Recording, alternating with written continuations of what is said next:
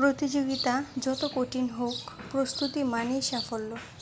আসুন আমরা একসাথে এগিয়ে যাই স্বপ্ন পূরণের পথে। সাক্ষী গোপাল এর অর্থ কী? সাক্ষী গোপাল বাগধারাটির অর্থ হল নিষ্ক্রিয় দর্শক। সাক্ষী গোপাল বলতে বোঝায় এমন একজন ব্যক্তি যিনি কোনো ঘটনার সাক্ষ্য প্রদান করেন কিন্তু পরে তা অস্বীকার করেন বা চুপ থাকেন।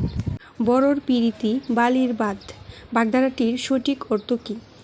বাগধারাটির সঠিক অর্থ হল ভঙ্গুর, যা সহজে ভেঙে যায়। বালির বাঁধ বাগধারার প্রকৃত অর্থ হল অস্থায়ী বা টেকসই নয় এমন কিছু, যা সহজেই নষ্ট হয়ে যায়। বাগধারা যুগলদের মধ্যে কোন যুগলটি সর্বাধিক সমার্থকবাচক? এখানে সর্বাধিক সমার্থকবাচক বাগধারা হল বক ধার্মিক ও বিড়াল তাপসী। দুটো বাগধারাই ভণ্ড অর্থে ব্যবহার হয়। মুখে ধার্মিকতার কথা বললেও বা বাহ্যিকভাবে সাধু সেজে থাকলেও ভিতরে সে একেবারেই ভণ্ড।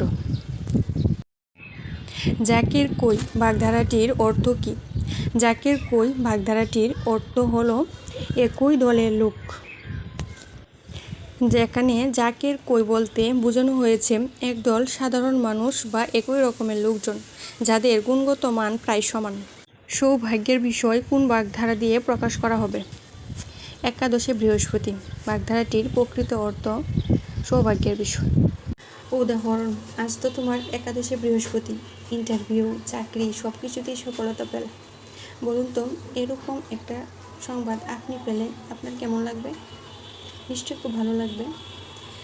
তো হতাশ হবেন না, আত্মবিশ্বাসের সাথে লেগে থাকুন, ইনশাল্লাহ সফলতা পাবেন। কাক নিদ্রা শব্দটির অর্থ কী?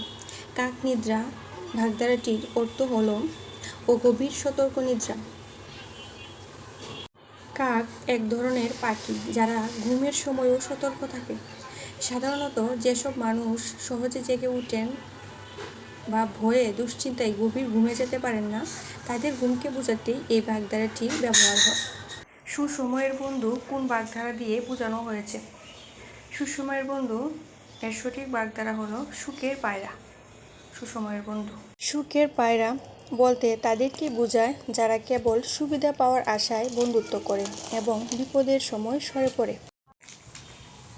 ভিডিওটি ভালো লাগলে একটা লাইক দিন এবং সাবস্ক্রাইব করে পাশেই থাকুন। সবার জন্য শুভকামনা। ধন্যবাদ।